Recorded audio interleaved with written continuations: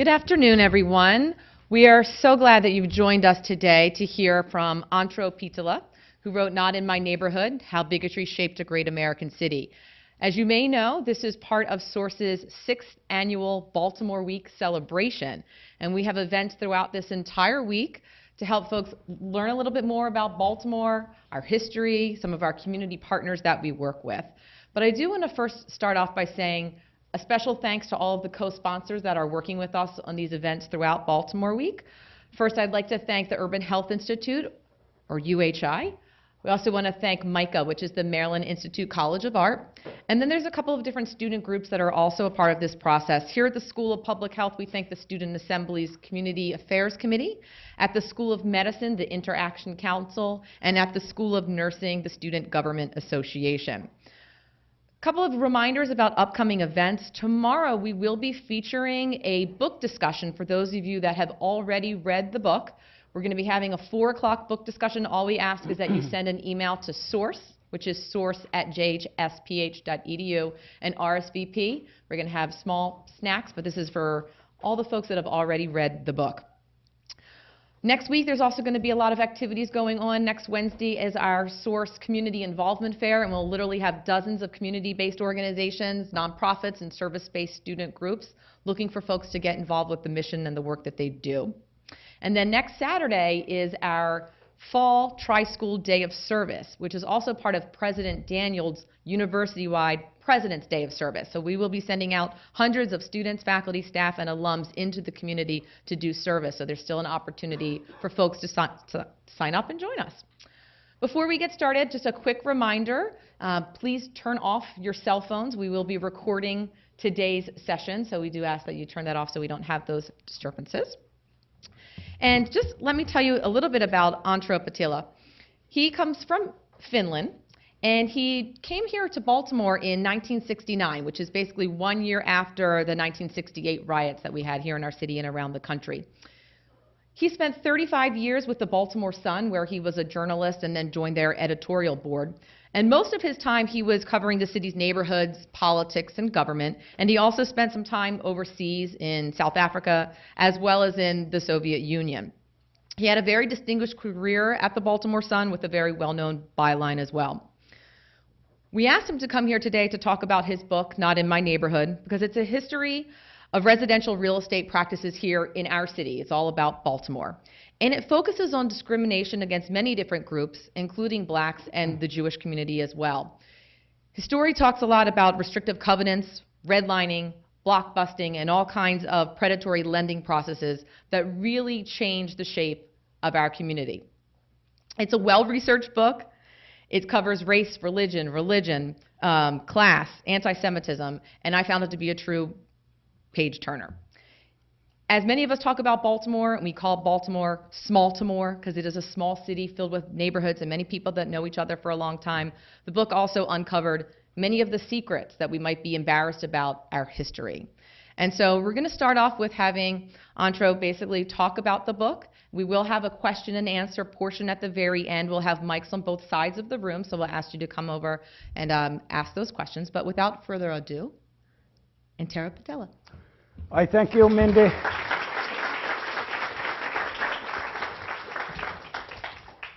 And thank you very much for taking time from your schedule to listen to me for a little while. Let me tell you a little bit more about myself. I always wanted to be a journalist, and I always wanted to be a foreign correspondent. And the first step toward reaching that goal happened during the summer of 1964, when I took a job on a freighter and ended up spending that summer in New York City. And it was something that really gave me the America bug. I went back to Finland and then decided, hey, I want to see more of America. I want to understand more of the country and what's going on there.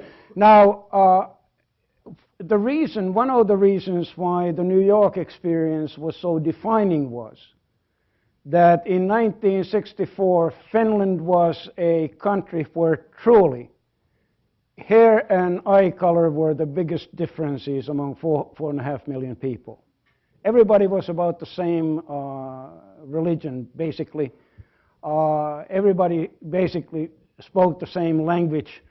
There were 1,500 Jewish families in Finland and a like number of Muslims, both heritage from the time when Finland was part of Tsarist Russia.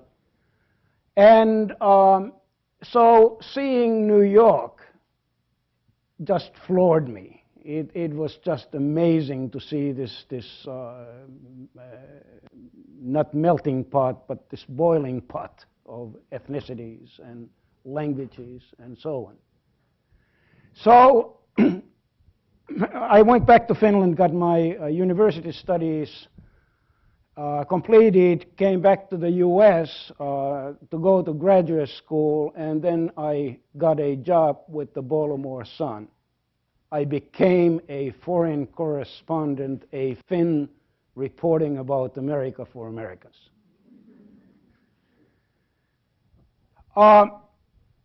We are all eyewitnesses to one of the most remarkable turning points in human history.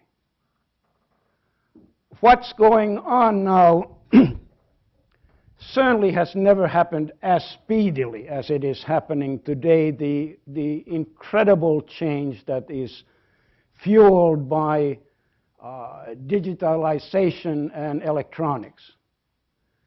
And so lots of things are going to change in this country. And when I talk about my book, I want you to understand that I am not predicting future in my book. I'm cataloging 130 years of urban history in Baltimore, from early suburbanization in the 1880s that was driven by first the availability of streetcars and then the automobile that really enabled people to spread out and so on. That is the starting point, and then the book goes through various historical developments and ends up talking about the subprime mortgage crisis. And it is that mortgage crisis and its aftermath that are part of the crisis in the housing industry that we are witnessing today, and I think that we will never recover from it. And the reason why I say this is that, yes, the housing industry is going to be booming again, but the technical revolution is now presenting Baltimore and all other cities and urban areas, all metropolitan areas, with a new set of challenges.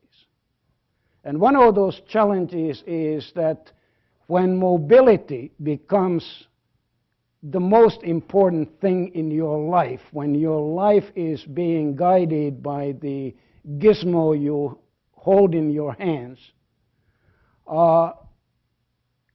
you are going to have expectations that are very, very different from the expectations that the families had over the decades that I describe in the book. Those families, many of them, lived during the previous turning point, which was the Great Depression. And let me tell you, the Great Depression was nothing in housing compared with what we are going through today. The numbers of foreclosures far outpace what happened during the Great Depression, and we don't even know where this one is going to end.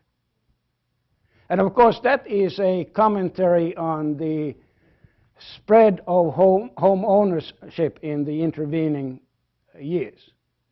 But what also is happening now is this total reorientation of society.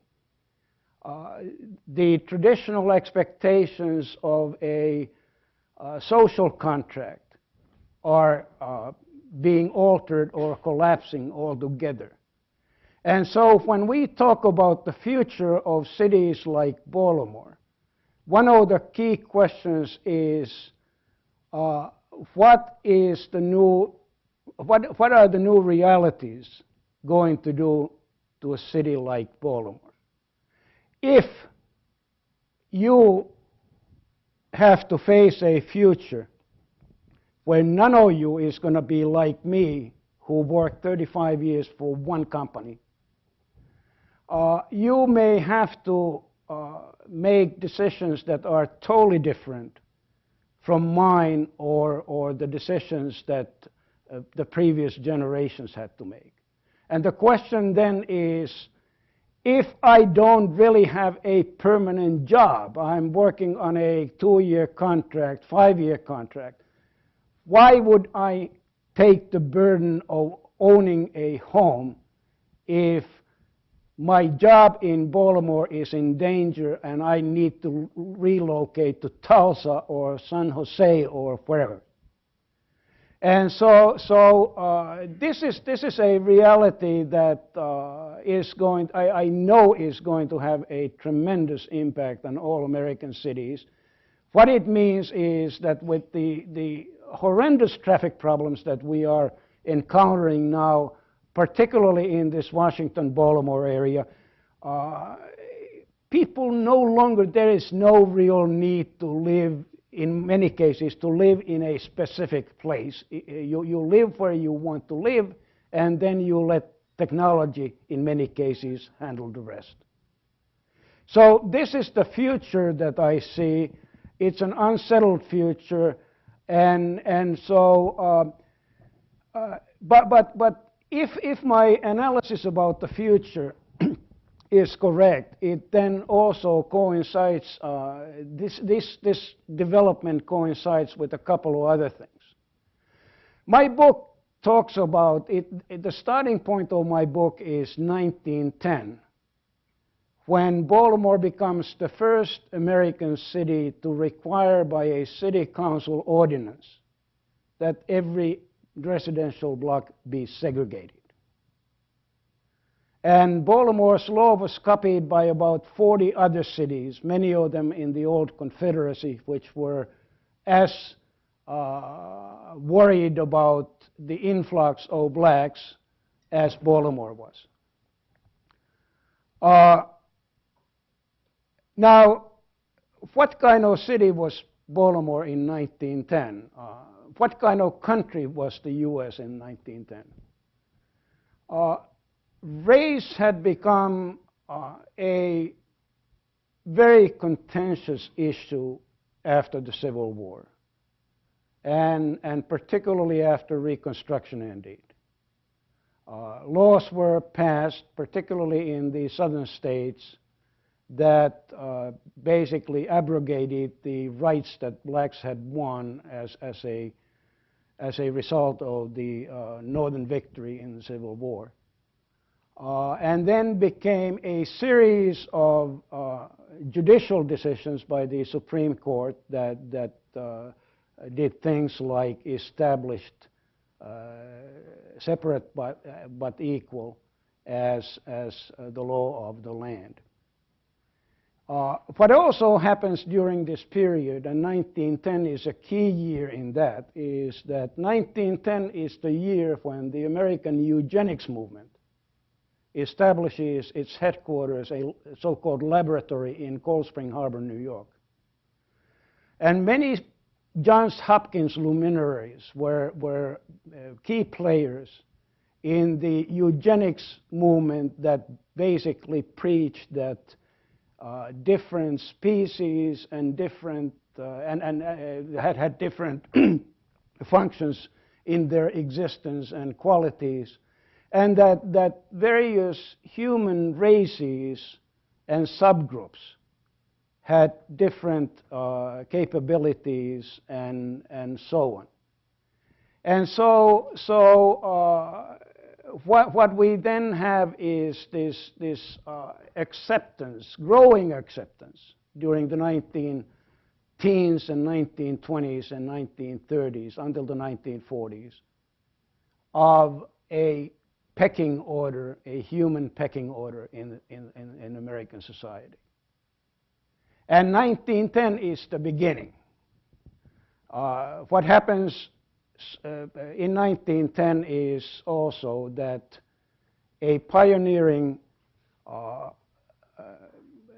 garden development, Roland Park, establishes a written covenant that prohibits blacks from occupying any houses in Roland Park.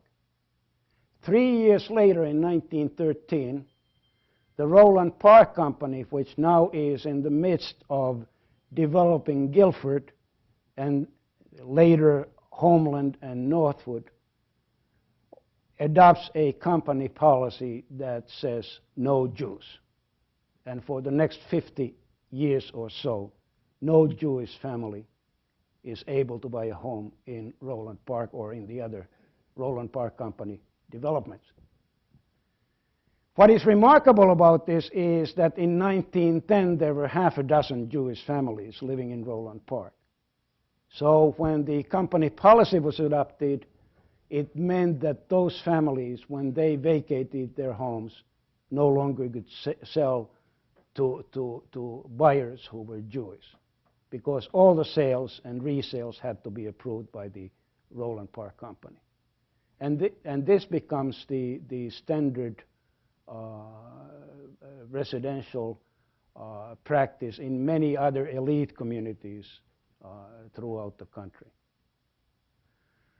So in 1917, the U.S. Supreme Court says you cannot segregate people on the basis of the measures that Baltimore has done. You have to do it otherwise. And as a result, a practice that had already been in force in Baltimore in many areas becomes widely accepted by countries by cities and communities throughout the country, and that is restrictive covenants, meaning that a group of homeowners sign among themselves a legally binding covenant that says we do not want Negroes, Jews, Mexicans, Italians, anybody you don't want as neighbors, and these kinds of covenants can be enforced legally. This is the main instrument of segregation that then will continue until 1948. The next milestone comes in 1935. In the middle of the Great Depression, the federal government's bailout agency in those days was an agency called Homeowners Loan Corporation. And it started a process that then adopted the eugenic criteria and transferred them to a federal housing policy that would last until the 1960s. And the most visible, the most graphic thing that happened between 1935 and 37 was that the Homeowners Loan Corporation prepared redlining maps in Baltimore and 238 other American cities. What am I talking about? In Baltimore and elsewhere, the federal government convened groups of real estate experts and banking officials and gave them street maps and 4 crayons and said, color the city. And so they did it, and on my website, which is my name, www.mynameinoneword.com, I have a picture, enlargeable picture of Baltimore's map. And these maps, in all other cities, they were similar. And there were 4 colors used. And the top colors were green and blue. And basically, green and blue were applied to areas that met certain requirements. Number 1, recent housing stock, modern housing stock. Number 2,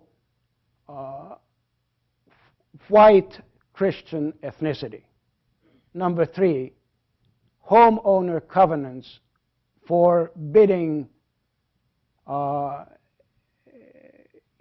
inharmonious elements from occupancy.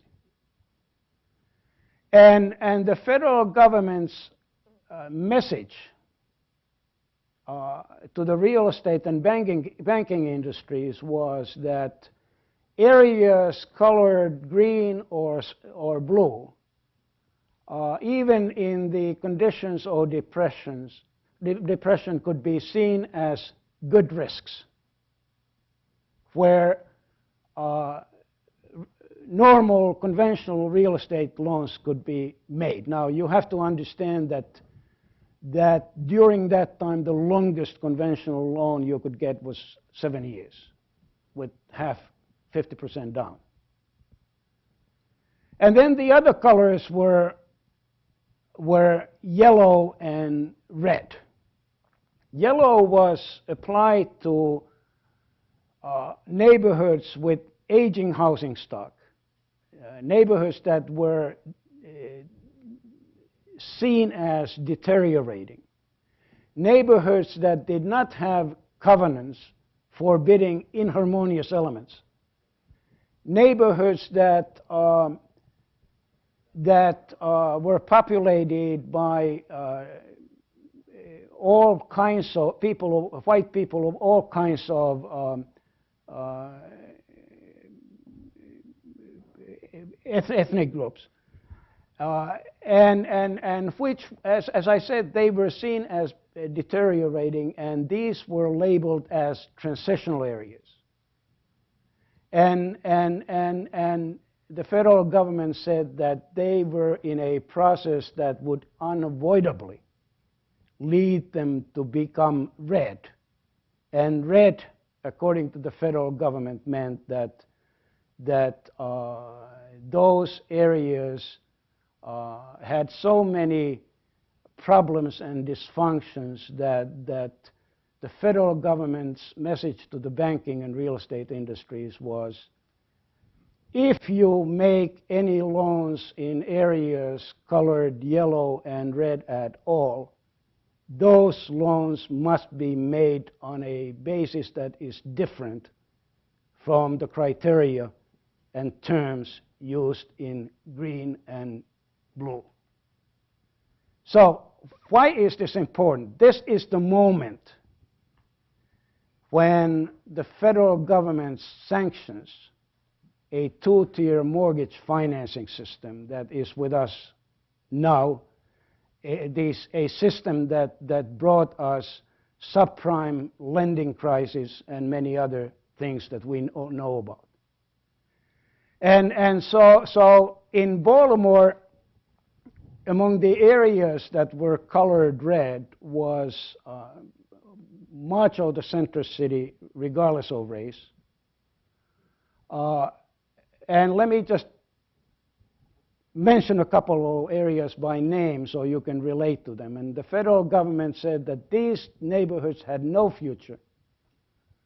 And they included Bolton Hill,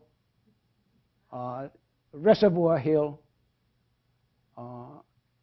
Canton, Highlandtown, Federal Hill. So this became the gospel then for the lending industry. And then a decade later, when the war is about to end, and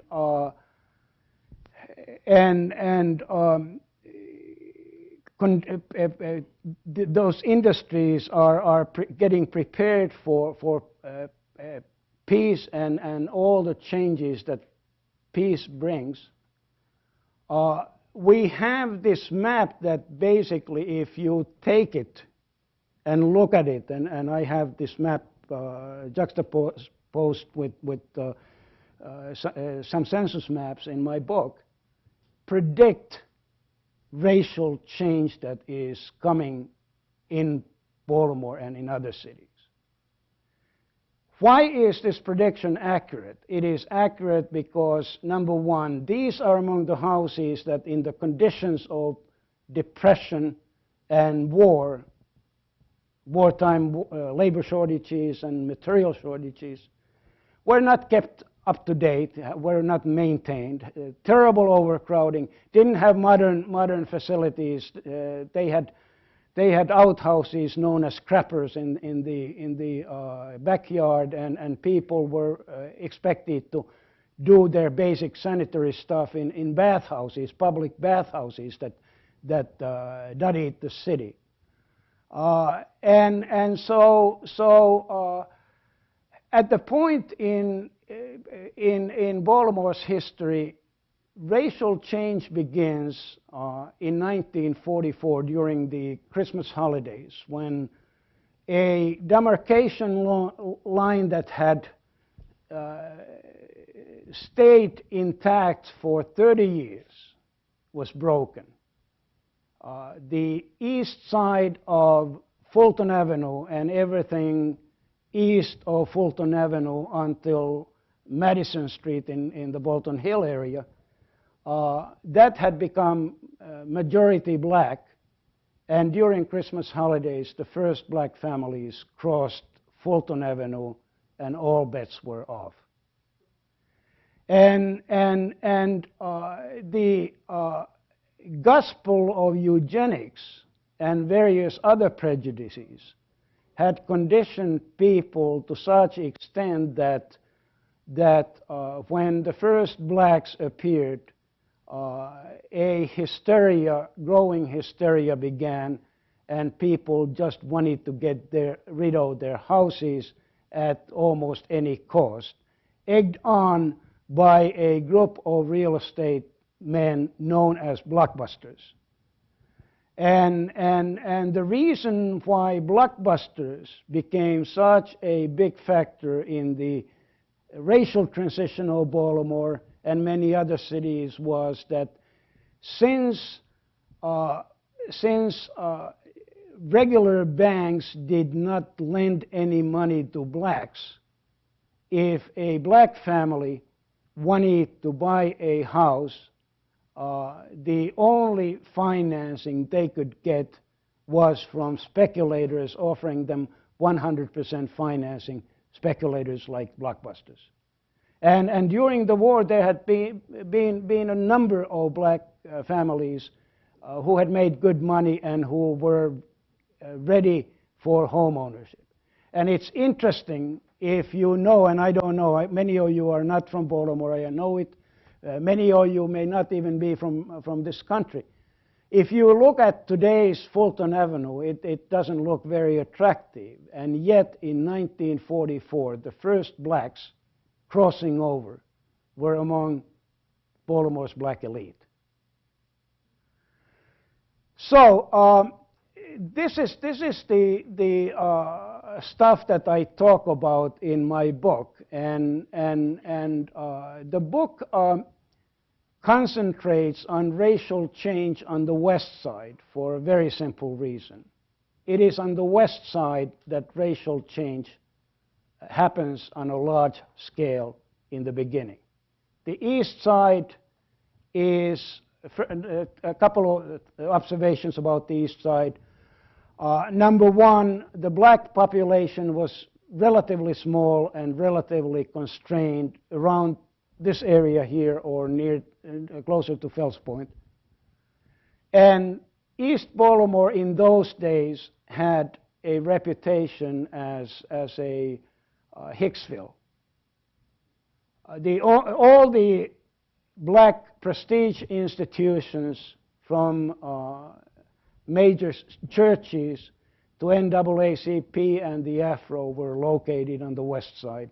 The only institution of prestige that existed on the east side, and I tell this complicated story of why it ended up there, was Morgan College. So in any case, this begins on the west side, and now we make a connection to 1910 when the story began. The triggering event in 1910 was the purchase of a narrow three-story row house at 1834 McCullough Street by a lawyer named W. Ashby Hawkins. Totally forgotten. He was an important man. He was he was an activist in the Niagara movement, and when NAACP became an independent organization, he became an NAACP activist. And the legal department of NAACP, which later had stars like Thurgood Marshall and Charles Hamilton Houston, they all were really legacies of the kind of legal work that W. Ashby Hawkins did. And the reason why W. Ashby Hawkins was able to buy a house on McCullough Street, 3 blocks from Utah Place, one of the most prestigious residential streets in those days, the reason was that McCullough Street during the previous 2 decades had become increasingly Jewish. And as a result, many of the non-Jewish residents had moved elsewhere. And this became a Baltimore pattern that was then repeated after 1944 in many neighborhoods, that the anti-Jewish feeling among the general white population was such that Jewish neighborhoods, which in many cases were geographically close to existing black areas, were the most vulnerable. And so what had happened on McCullough Street was that by 1910, even the Jewish market, because blacks were now pushing toward McCullough Street increasingly from the direction of Pennsylvania Avenue, even that market collapsed. And so when we then look at the situation after World War II, we see this pattern repeating itself. We see it repeating in Ashburton, in Forest Park, Pimlico, and so on. And so in most American cities during that period of time, there were 2 separate real estate markets. There was one for whites, and there was another one for blacks. And Baltimore Sun, the Baltimore Sun in those days, until the late 1950s, early 1960s, classified all real estate ads according to race. It also had real estate ads that said restricted, and everybody knew what that meant. It meant no blacks, no Jews. So this was the pattern that was established in Baltimore. I came to Baltimore in 1969. As late as in the early 1970s, I was reading ads by a multiple listing service that existed separate from the multiple listing service owned by the Baltimore Board of Realtors. And this separate listing service listed suburban homes available in areas that accepted Jews. Now, there is one intermediate step here that needs to be recognized, and that is that in 1948 the U.S. Supreme Court passes makes a ruling that is a precedent of the far more famous 1954 school board school desegregation ruling. And the 1948 ruling is unanimous. It is made by a bare quorum of the court, and it says that while restrictive covenants, discriminatory restrictive covenants, are perfectly legal, they cannot be enforced by courts, and this becomes a turning point. And the reason why only 6 of the 9 justices ruled on that case was that three excused themselves because they lived in suburbs in Maryland and Virginia that barred blacks, Jews, Armenians, Syrians, and a long list of other nationalities. So the change then from 1948 is gradual, and over decades, real estate practices change, and acceptance of Jews and other minority ethnic groups becomes more common. But it is kind of interesting that that even today, if you look at the Jewish community in Baltimore and many other cities,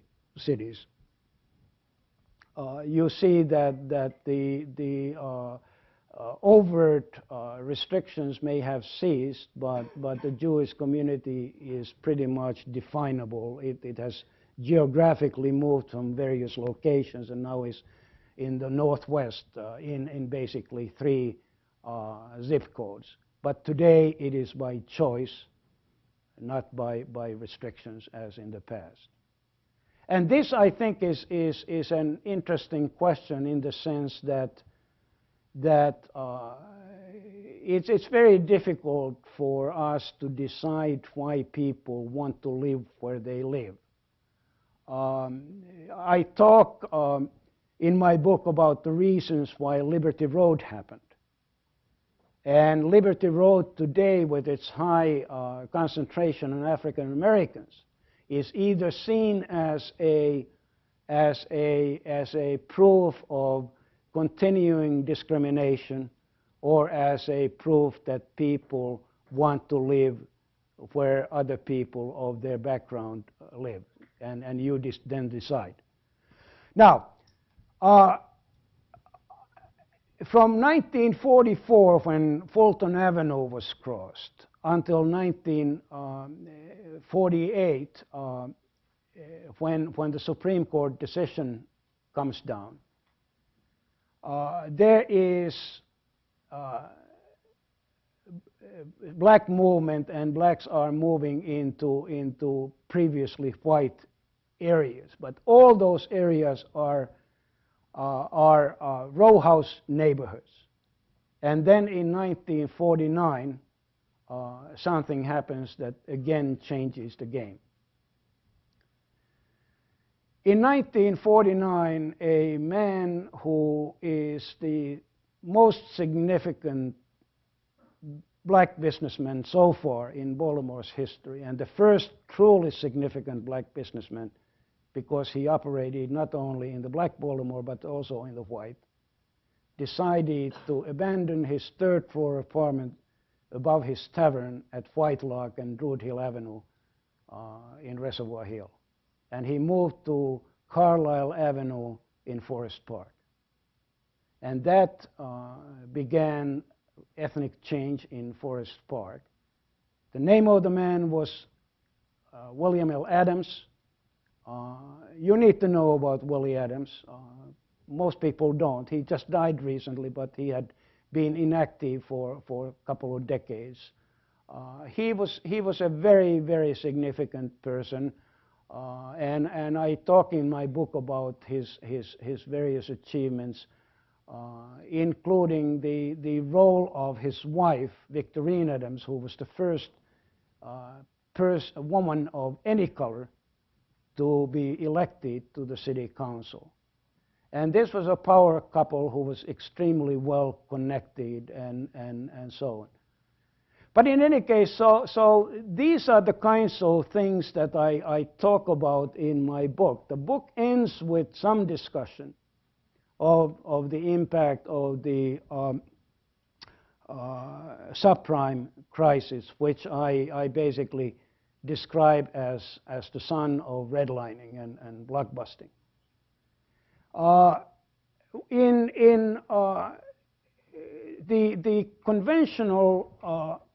The conventional interpretation is that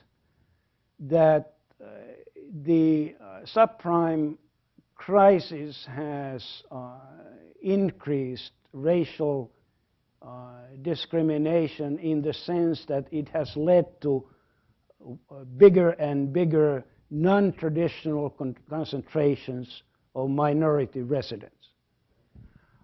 However, and I point this out, however, there is a contrary development that was enabled and fueled by the crisis as well. When banks became very liberal in their lending practices, suddenly in some areas, banks began extending whites who, for whatever reason, wanted to buy properties in areas where whites were minorities. And the most startling example is the place that was my introduction to the US, Harlem. In 1964, when I first visited the US, I gravitated to Harlem for a couple of reasons. And one of the reasons was that between the 19-teens and the 1950s, a small Finnish community existed in Harlem. And as an aspiring 20-year-old journalist, I wanted to go and see what, if anything, was left of that community. Very little was left. There was a Finnish lady who had stayed when others ran and who was operating a millinery shop on 125th Street. There was also a Finnish bathhouse at 122nd and Madison. But by 1964, it was operated by a black guy from Jamaica. His clientele was still largely Finnish, guys coming from all over the place from the New York metropolitan area. But as a result of the liberal lending policies, and as a result of the go-go economy that just took housing prices in the rest of Manhattan through the roof, about 12 years ago, 15 years ago, a white movement began back to Harlem. And today, many areas of Harlem are becoming white. So this was a revelation. Seeing Harlem in 1960 was a revelation for me. Of course, I could not predict that this was going to happen. But it was a revelation to me because I came from Finland, a country that was so monocultural and homogeneous, that I suddenly realized, looking at Harlem and what had happened to the Finnish community, that Harlem had been in steady flux. It had been an Indian Native American village. It had been a Dutch and British settlement. By the 1870s, it was an upper-class hangout for American-born native whites.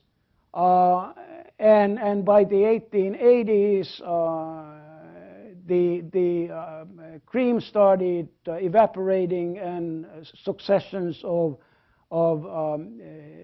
fresh immigrant groups from Europe sought residence in Harlem. By the 19 teens, there was white abandonment and Harlem changed. So I see that this is a continuing pattern that changes are happening all the time. Now, let me finish my remarks by the following. When I then examine everything that is happening against my finished background, I have to make the following observation, and I try to do this in my book. My book is a critical book that has ruffled some feathers in Baltimore because it talks about prominent people in Baltimore and reveals things about their personal practices and beliefs that have not been common knowledge. But I have not. I have tried not to be judgmental. I try to understand pretty much everybody. I don't condemn anybody. And I don't know what I would have done in that situation. So when I go back to Finland these days, I see a country that is still largely homogeneous, but also a country that for the first time has large minorities. The largest and the most ticklish, politically ticklish minority is Russian. Totally alienated, lots of problems.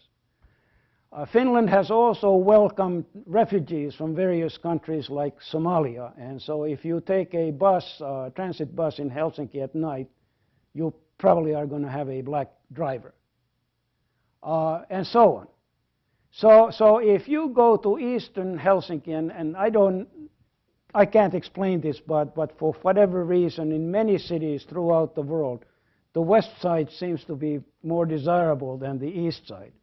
If you go to eastern Helsinki, you come to a neighborhood that is known as Mogadishu. And what is happening, and I have no idea what the percentages are in Mogadishu, but Mogadishu is the first example of white flight in Finland. And I've been trying to get some information about housing flight, and I'm not sure, I haven't been able to answer that question. What I have been able to answer, though, is that white flight today is manifested in schools. So how different are Finns from Americans? I met two sociologists from Holland. They told me that the Dutch school system in cities with minority populations is de facto segregated today.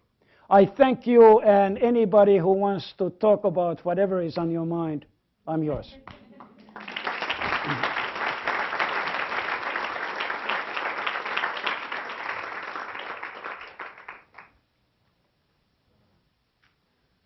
Okay, so as promised, we are going to take some questions. On the sides of the room, over on the left side, Amy Gawad from the Urban Health Institute has a microphone. And over on this side of the room, Noah Smock, who's our new Assistant Director of Source, on this side will have a mic. And we are more than happy to raise hands and pass along the microphones. And Antra will take your questions. Yes, sir. And we're going to use the mic since we're recording. Hi, Bob Blum from the Urban Health Institute. I have a two-part question, if you could speak to it. I believe David Ruskin, his book, Baltimore Unbound, talks about a state legislative decision in going back to 1948 or somewhere about then, which essentially had as a consequence a law that said Baltimore cannot expand outward, that it required the approval of the county to accept this expansion.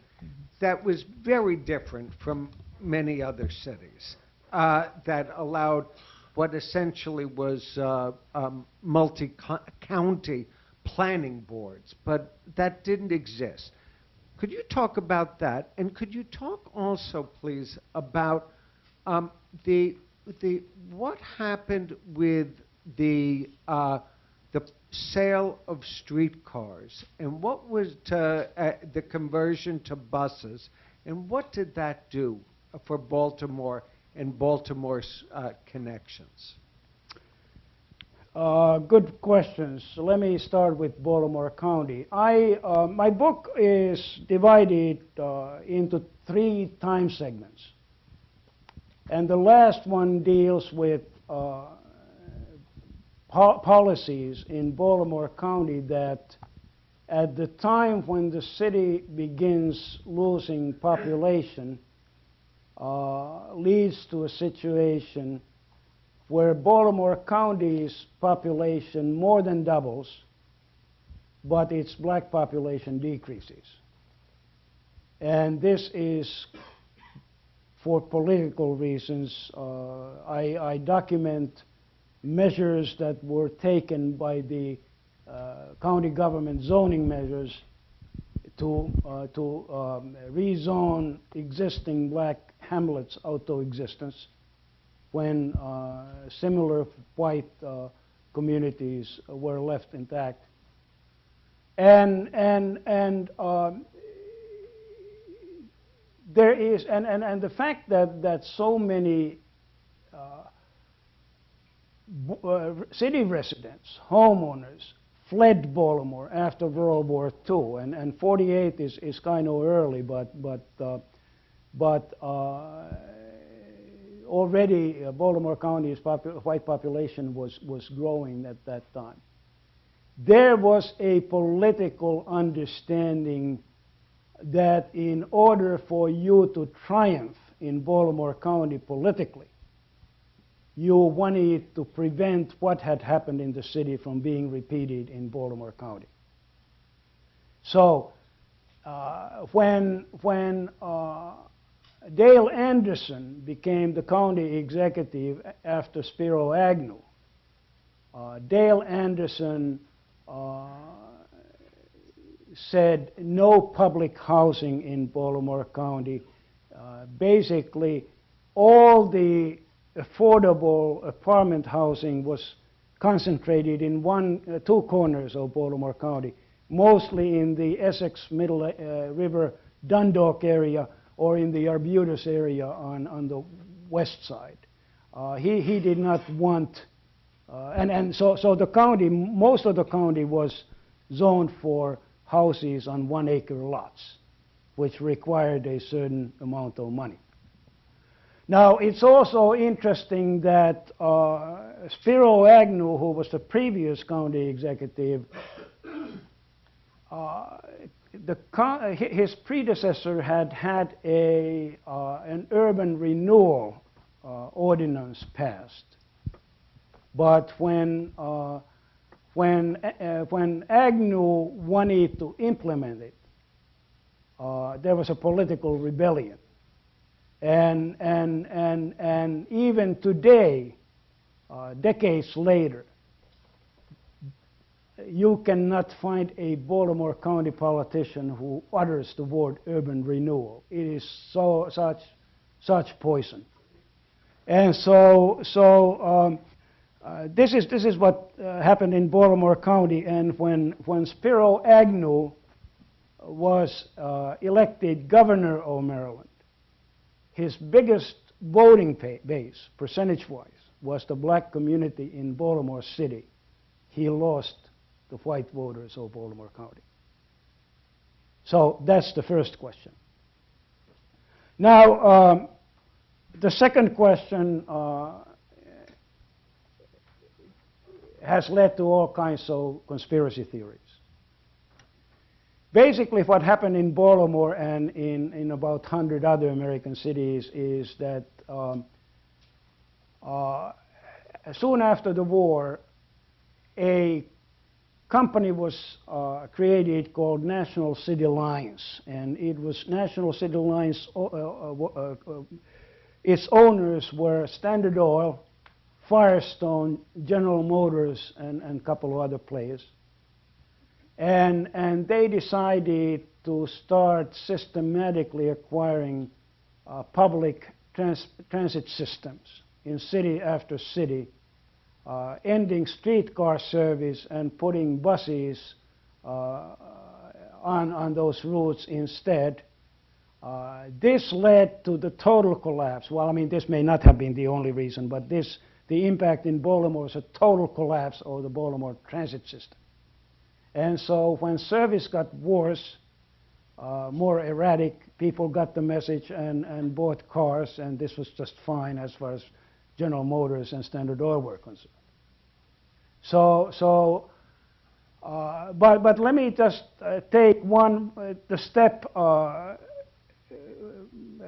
Let me take the question one step further. I talk in my book also about what a hot political potato transit systems have been in Baltimore. And I don't know anything about any other cities. This may be true or may not be true. But in Baltimore, the plan was to construct 6 rapid transit lines radiating from the center of the city. The first one that was built was the Metro, that was built between Charles Center, initially between Charles Center and Owings Mills, following the corridor between bordering on the expanding black area on Liberty Road.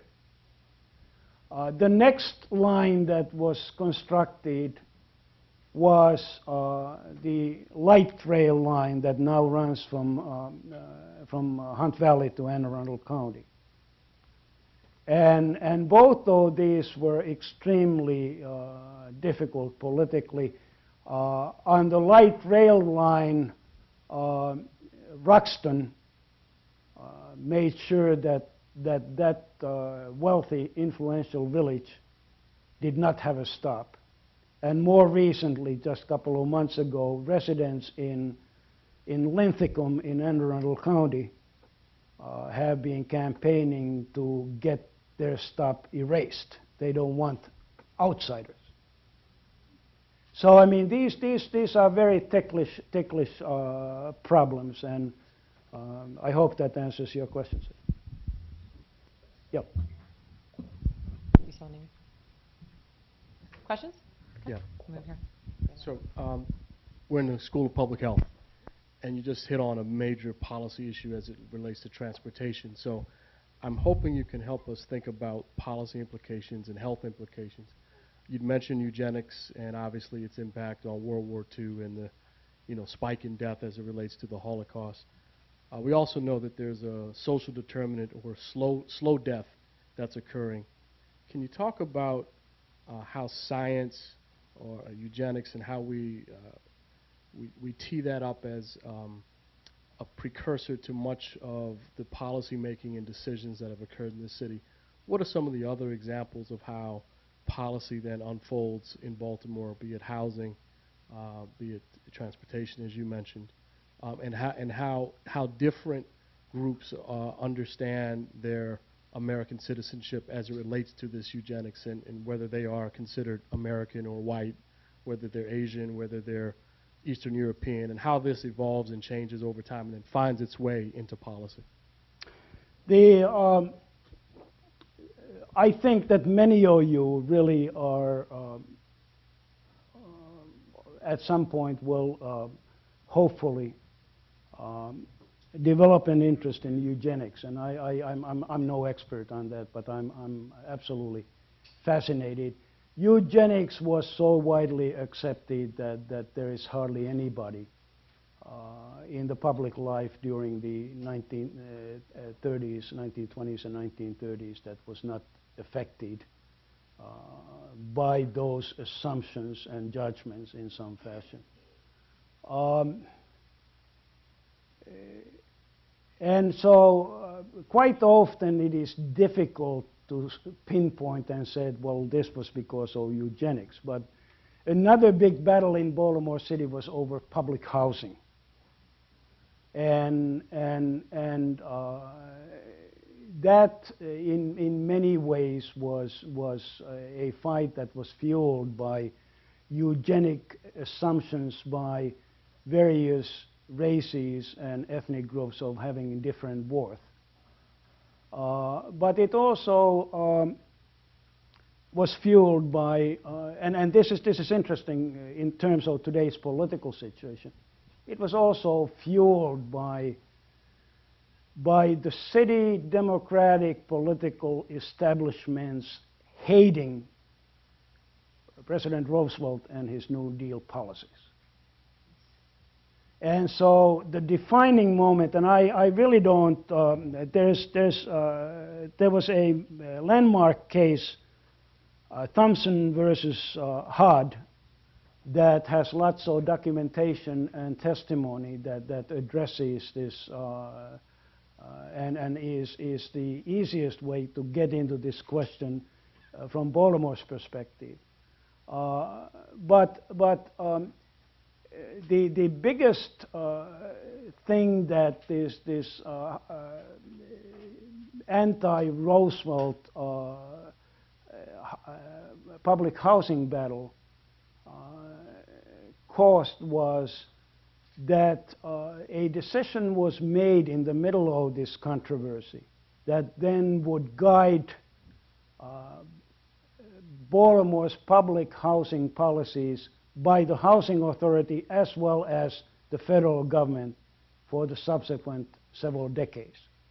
And that decision was that instead of locating a defense housing complex near the Bethlehem Steel facility in northeast Baltimore within city limits, this plan had the blessing of Mayor McKeldin, a Republican. He goes on a fishing vacation to Maine. No sooner has he left the city when the Democratic establishment, including congressmen and senators, and including the Democratic City Council president, who is now acting mayor, they go to Washington and make sure that this McKeldin plan is dead. And as a result, the policy in Baltimore is to locate public housing in communities of least resistance. This is how Cherry Hill was born.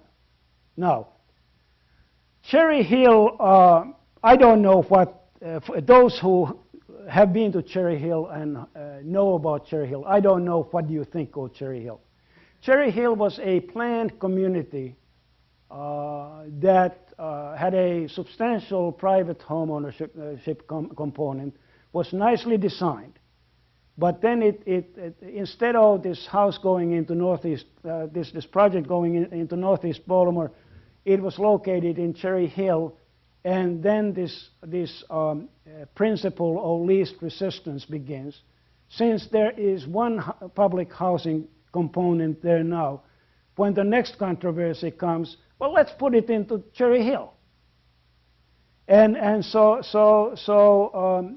these are the kinds of things that I trace to the general mood and thinking that surround eugenics, but I cannot really prove it, and more research is needed on that. Thank you. Other questions? Okay.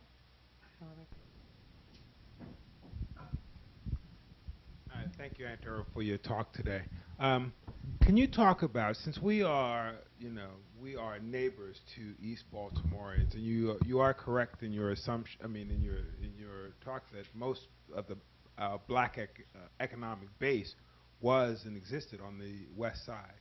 Can you contextualize, or can you tell us the context of Baltimore, East Baltimore, what it looked like in the 40s, the 50s, the 60s, and so on, till we get to a point of today, so we can have an understanding of how it got this way?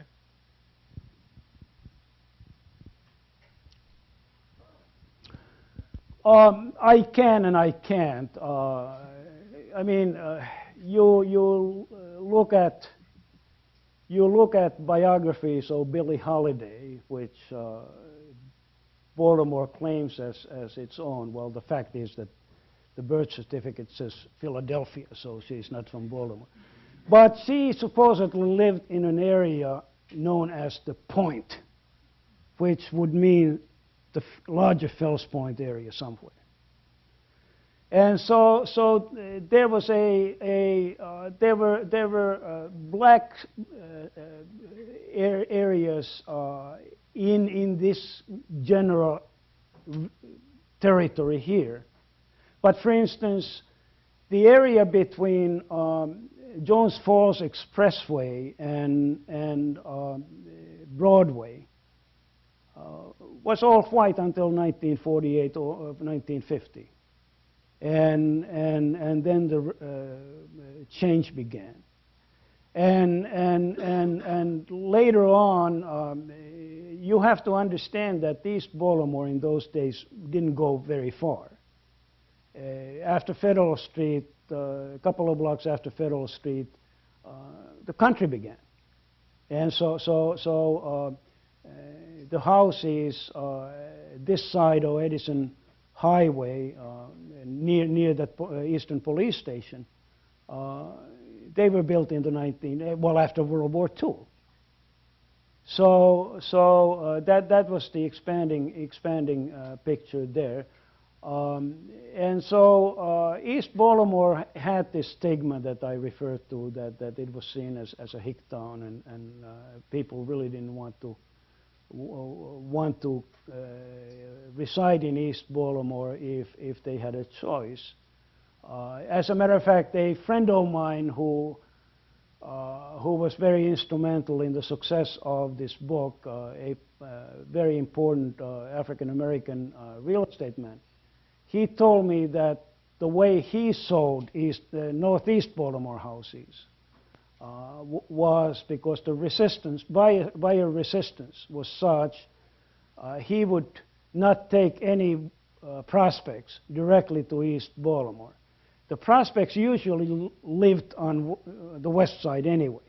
So he would start, and in those days, until the 1950s, early 60s, most blacks did not have cars, so you were really at the mercy of your real estate agent. So he would take them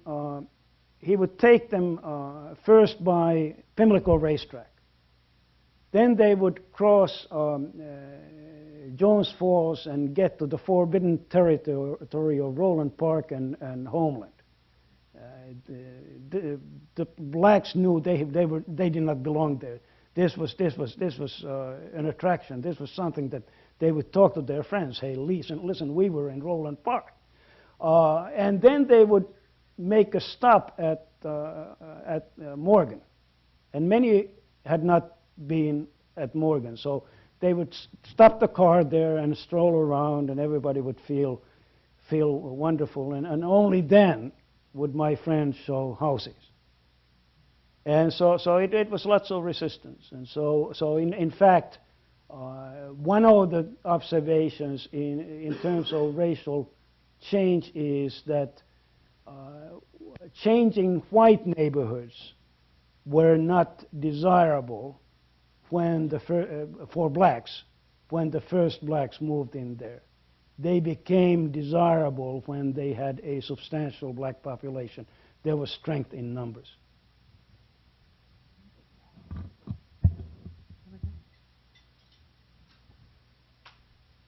Hello, I just want to thank you for your book. It's tremendously researched, well written, and I tremendously enjoyed it. I want to ask you a question about the East Baltimore Development Initiative that's currently taking place surrounding the Hopkins campus. Through the use of eminent domain, they've moved out over 1,000 families through that project.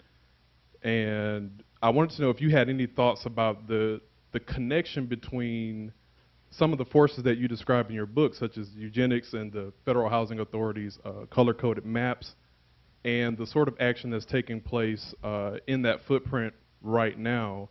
It's a $1.8 billion project, 88 acres. don't know if you've heard of, but I would love to hear your thoughts. Well, I can talk and I don't know anything. I know that during the time when I actually knew a little bit about the East Baltimore redevelopment project, there was one side which was the development side, and then there was the political side, and it was a can of worms. Lots of nefarious things were done to appease local politicians who they took care of themselves and did not necessarily take care of their community. However, let me just put this in a slightly broader perspective. I can't pinpoint the time to you, but there was a time when Johns Hopkins was seriously thinking about its future options, including moving out of here. And so at that point, which must have been in the late 50s, early 60s, a decision was made to stay here and to expand here. And simultaneously or subsequently, much of the housing stock around Johns Hopkins began deteriorating. And this was no new problem. As a matter of fact, there was a nationally praised project that won all kinds of awards and produced a nationally distributed educational film about renewal of certain blocks between Collington Square and Broadway. And apparently that was successful, and then things again went haywire. And what I suspect is true here is that certain types of aging houses are, whatever you do in there, are not going to be very desirable and may not have an economic future. And so in any case, so the Hopkins plan was completed, and now it's being implemented. Now let me make my heretical statement here. My own suspicion has always been that what ultimately is going to happen is that Hopkins is going to take over Perkins Homes and redevelop it. And that much of the north side is really for resettlement of people of that. And as a piece of evidence, let me point out the fact that Hopkins already has been involved in land swaps. It got control of a former library site and the Broadway high-rise by giving the city the old Church Home and Hospital. But I mean, these are extremely controversial things, and there's lots of work there for anybody who wants to research it. I think we have time for perhaps one last question. In the back, give Amy some business on that side of the room. Thank you. Hi. My parents moved to Baltimore in 1958. They moved into the Park Heights community, which was predominantly Jewish at the time. And I'm wondering, can you talk a little bit about the cooperation between the black and Jewish communities on civil rights locally, and also about how each of the communities work to establish institutions like Morgan State and Sinai Hospital? I can and I won't. And the reason is that the question about black-Jewish tensions is a chapter in my book, and rather than being put in a position where somebody is telling somebody, well, he said this, I'm not going to be put in that position. If you want to learn about the tensions, it was not a pretty picture.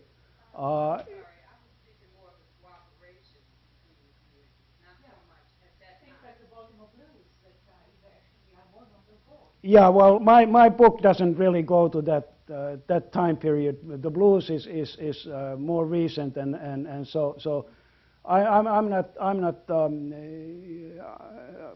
not really comfortable about talking about it because then I get misquoted, and I just don't want to be there. Now, the second part of your question, I'm sorry. The establishment of institutions like Morgan and Sinai. You talked about Morgan being on the east side and predominantly the black community was on the west side.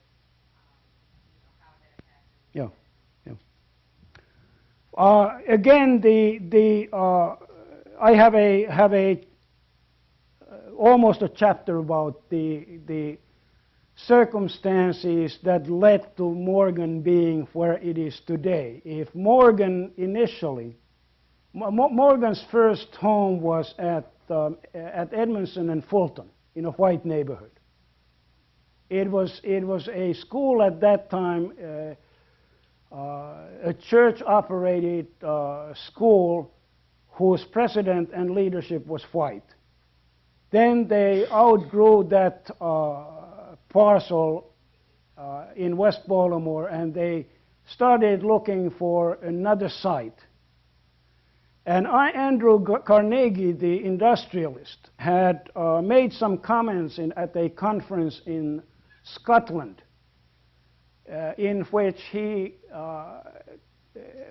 contradicted the prevailing gloom about the progress of blacks and said, well, blacks have made more progress in 40 years than any other group I know of. And so Morgan then goes to Andrew Carnegie and says, listen, we need some money for a new campus.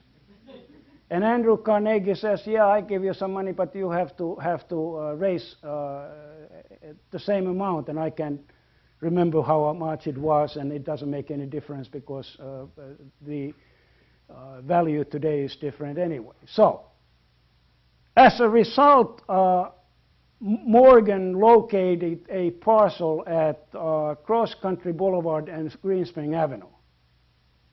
Wanted to create a campus there and a housing community. And all hell broke loose, and then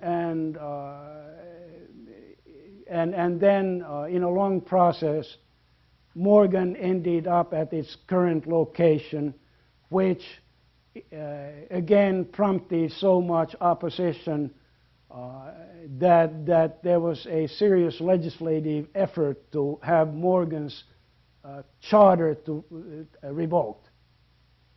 So that's the Morgan story. Let me now also talk a little bit about your first part, because I want you to understand how I did my book.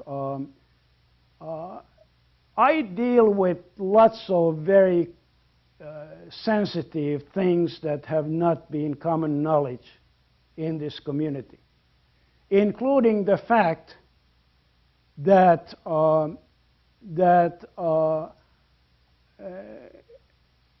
many prominent developers in the Jewish community in their own business practices would not sell or rent real estate to other Jews.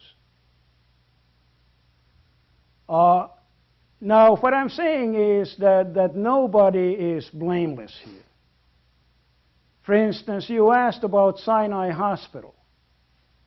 Sinai Hospital originally was right here, for the simple reason that while Johns Hopkins in his will had ordered that the institution follow non-discriminatory, non-discriminatory policies,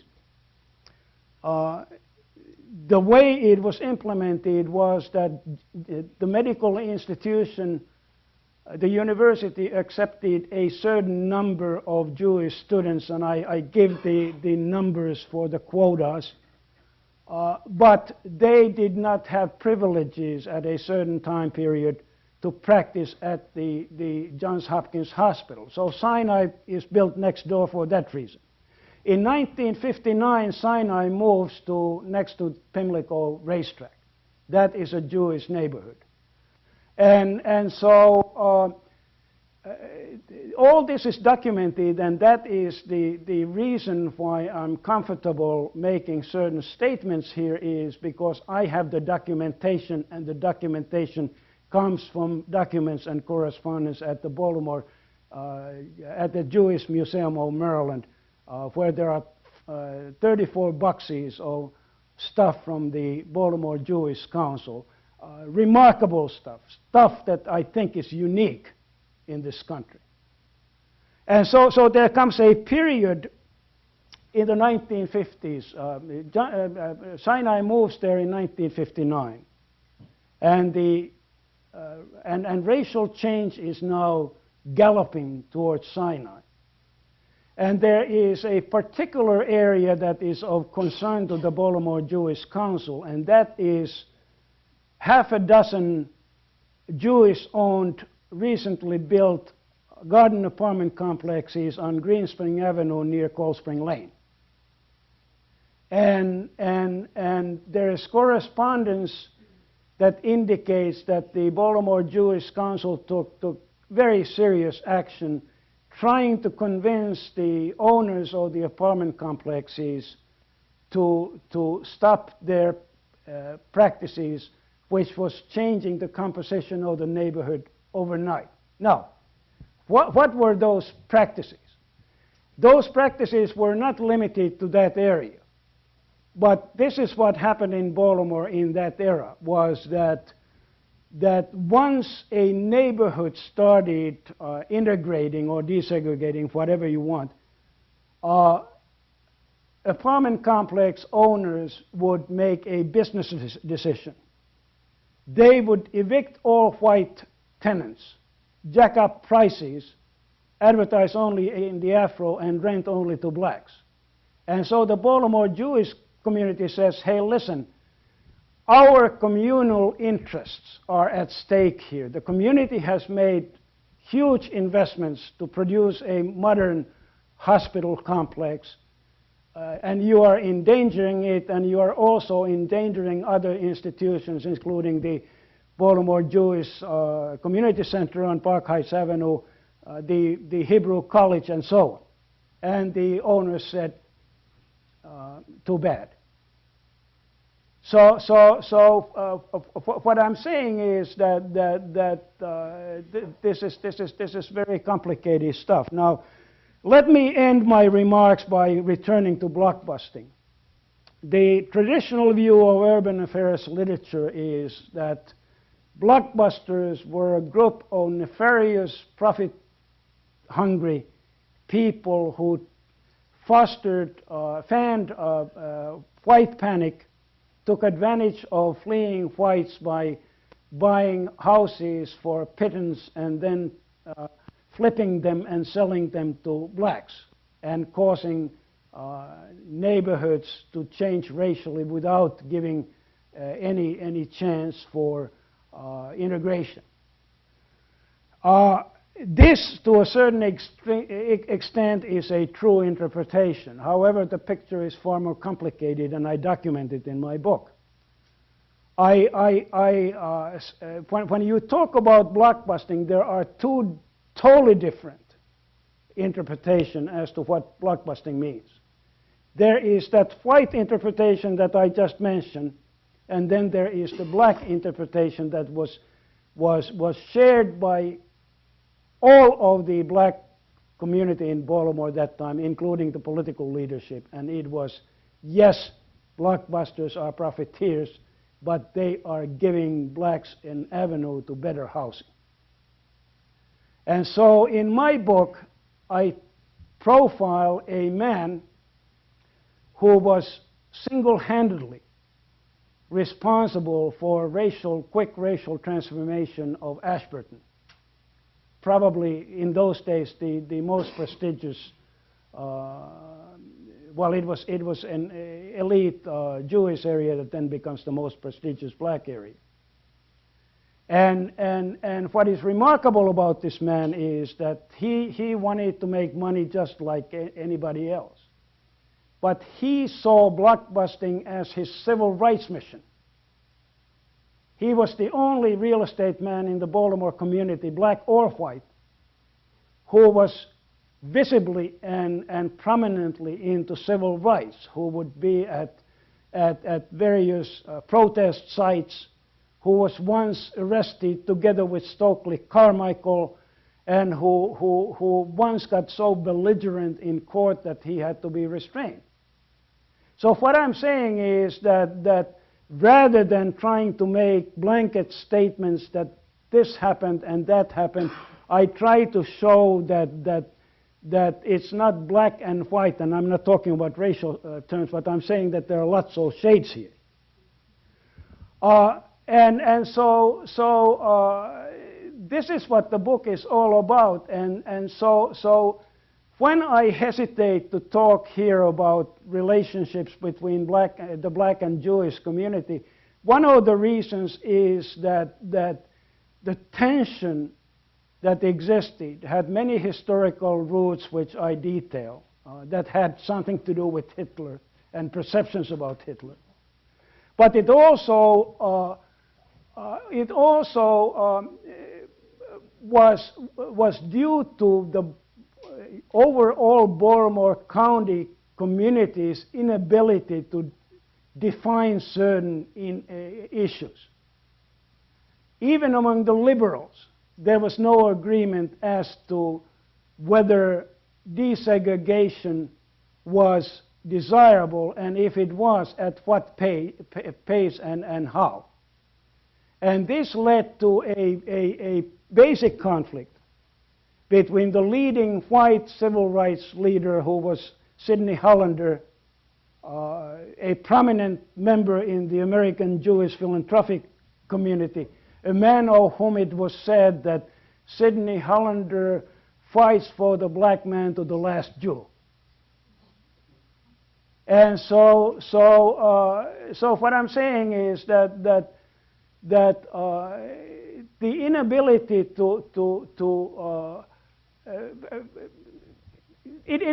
the positions were clear. The Baltimore Jewish community, of all the public organizations, made the strongest public statement about integration. And it said that blockbusting was organized crime. But after that, then it gets very shady. After that, there is no agreement as to how to proceed. And the same goes at that time period with NAACP, which had lots of white members in those days, and the Urban League, which was led or controlled by Sidney Hollander.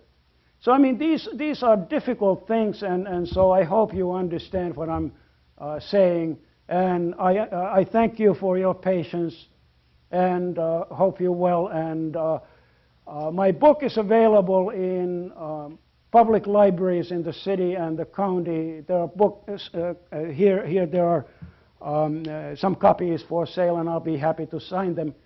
But if you want to understand Baltimore, read the book, and I thank you.